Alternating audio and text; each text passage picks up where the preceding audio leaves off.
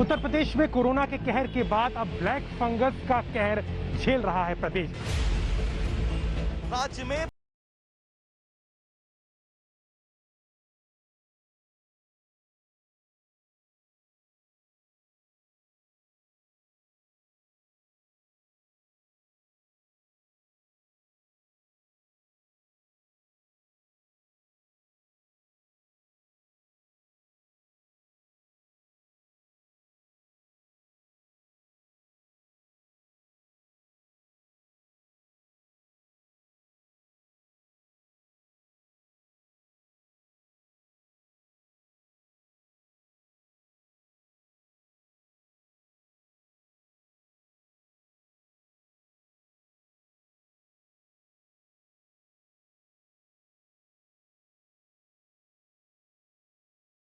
आजकल हम ये देखते हैं कि एडोलेसेंट एज ग्रुप में जो बच्चे ज्यादा मेदस्वी होते हैं, मतलब ओबेस होते हैं, तो वो ज्यादातर 13-14 साल के बच्चे भी एक एडल्ट की तरह बिहेव करते हैं। तो उनको भी कभी जब भी कोविड इन्फेक्शन होता है तो बहुत कम नंबर में, लेकिन उनको हॉस्पिटलाइज करना पड़ता है, आईसीयू केयर करनी पड़ती है, ऑक्सीजन और ये सभी दवाइयां देनी पड़ती है, जिसकी वजह से उनको भी ये हाई रिस्क जोन में आना पड़ता है। तो जाके ये म्यूकोरमाइकोसिस बच्चों में या एडोलेसेंट एज ग्रुप में भी हो सकता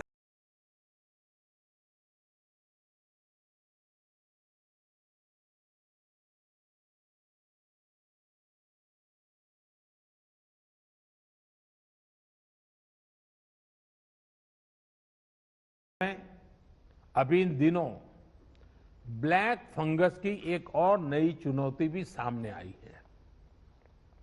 इससे निपटने के लिए जरूरी सावधानी और व्यवस्था पर ध्यान देना जरूरी है।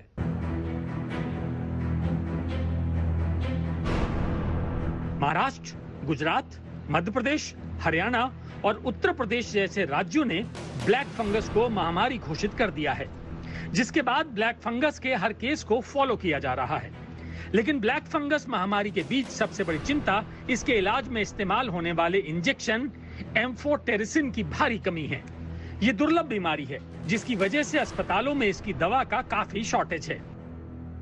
The one and only major problem is non-availability of lyophilized amphotericin B, which is the mainstay of treatment. There is an acute short supply of amphotericin B. In fact, all our patients who are admitted are not getting adequate dosage at all, because our usual stockists, usual suppliers have all refused to supply any vials to us, saying that all the medicine is going to be procured by the government. Black fungus के मरीजों के इलाज के लिए injection की कमी की शिकायतें हर राज्य से मिल रही हैं, जिसकी शॉर्टेज को लेकर दिल्ली हाईकोर्ट ने भी सरकार को एम्फोटेरिसिन बी इंजेक्शन विदेश से आयात करने के लिए कहा था।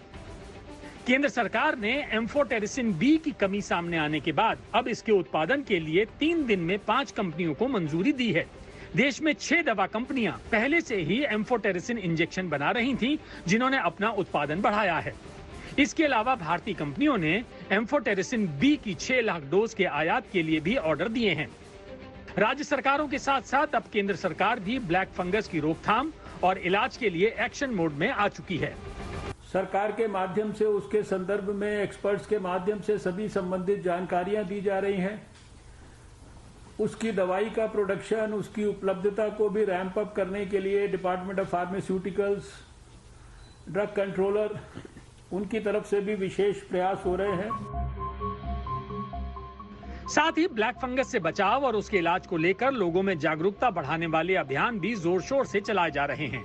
एक्सपर्ट सतर्क करते हैं कि कोरोना के जिन मरीजों को शुरुआत में ही स्टेरॉइड्स दिए गए, उनमें ब्लैक फंगस का संक्रमण हो सकता है। डायबिटीज मरीजों को स्टेरॉइड्स की बहुत ज्यादा डोज दिए जाने पर भी मरीज को ब्लैक फंगस होने का खतरा बढ़ जाता है। अगर लंबे वक्त तक स्टेरॉइड्स दिए जाएं, तो भी लोग ब्लैक फंगस की चपेट में आ सकते हैं। इसलिए जरूरी है कि डॉक्टर्स कोरोना मरीजों के इलाज में ज्यादा सतर्कता बरतें। If you have COVID-19 and you are diabetic, please make sure your sugars are properly checked and your sugars are under good control. If you need steroids, make sure they are taken in the right dose and only when they are indicated. Do not misuse steroids when they are not required, and be aware of the possible features which could suggest that you may have mucus, so that you can consult your doctor immediately. Black fungus की बीमारी अगर हद से बढ़ जाए तो जानलेवा साबित हो सकती है। इसलिए जरूरी है कि इसके लक्षणों को जल्द से जल्द पहचान करें। आप इसकी पहचान कर सकते हैं। अगर आपको नाक में दिक्कत महसूस हो रही हो, चेहरे के एक हिस्से में दर्द महसूस हो या वो सूज जाए, चेहरा सुन्न पड़ रहा हो, चेहरे का रंग बदल रहा हो, पलकें सूजने लगी हों, दांत हिलने लगे, ये वो शुरुआती लक्षण हैं जिनको पहचान कर अगर तुरंत इलाज शुरू हो जाए तो दवाइयों से ही ब्लैक फंगस ठीक हो सकता है। ये यूजुअली नोज के थ्रू जाएगा या माउथ में भी जा सकता है। तो जितनी जल्दी स्टेज 1 पे हम पकड़ेंगे उतना ही इसका इलाज सक्सेसफुली होगा।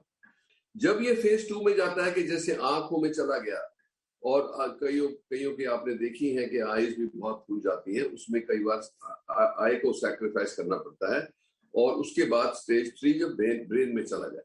तीसरी बात ये मैं बताना चाहूंगा कि इसका जो इलाज है वो मेडिसिन है, पर ये मेडिसिन जो है लंबे अरसे तक चलती है, 4 से 6 हफ्ते, और कई दवाइयां तो 3-3 महीने भी देते हैं, जिसमें बहुत सीवियर इन्फेक्शन है। कोरोना के बीच ब्लैक फंगस बीमारी के अटैक ने एक नया मोर्चा खोल दिया है, जिससे निपटने के लिए सिस्टम एक्टिव हो चुका है।